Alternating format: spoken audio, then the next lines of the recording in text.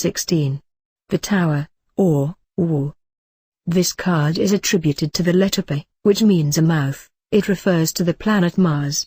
In its simplest interpretation, it refers to the manifestation of cosmic energy in its grossest form. The picture shows the destruction of existing material by fire. It may be taken as the preface to Atta 20, the Last Judgment, that is, the coming of a new eon. This being so, it seems to indicate the quintessential quality of the Lord of the Eon. See Liberal 3. 39, 2, 13, 17, 18, 23, 29, 46, 49, 60, 70, 72. At the bottom part of the card, therefore, is shown the destruction of the old established eon by lightning, flames, engines of war. In the right-hand corner are the jaws of Dis, belching flame at the root of the structure. Falling from the tower are broken figures of the garrison. It will be noticed that they have lost their human shape. They have become mere geometrical expressions. This suggests another, and totally different, interpretation of the card.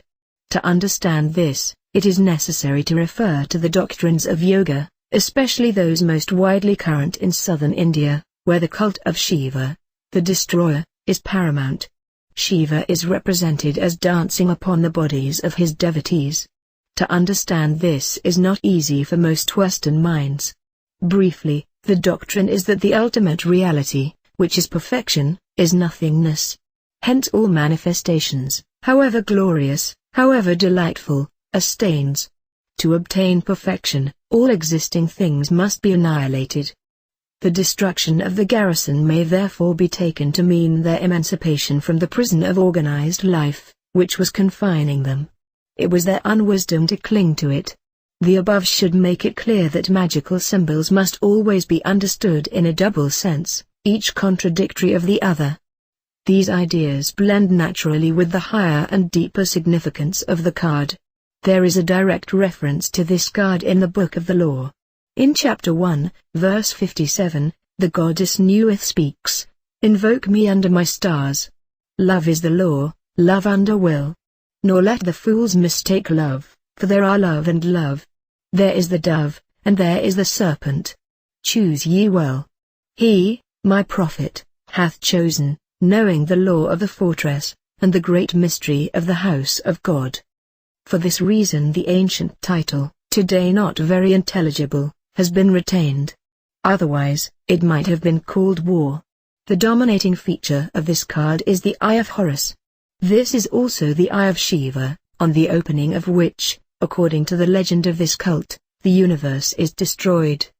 Besides this, there is a special technical magical meaning, which is explained openly only to initiates of the 11th degree of the OTO, a grade so secret that it is not even listed in the official documents. It is not even to be understood by study of the eye in Atta 15. Perhaps it is lawful to mention that the Arab sages and the Persian poets have written, not always guardedly, on the subject. Bathed in the effulgence of this eye, which now assumes even a third sense, that indicated in Atta 15, are the dove bearing an olive branch and the serpent, as in the above quotation. The serpent is portrayed as the lion serpent Xnu by Zoroastruxes. These represent the two forms of desire, what Schopenhauer would have called the will to live and the will to die.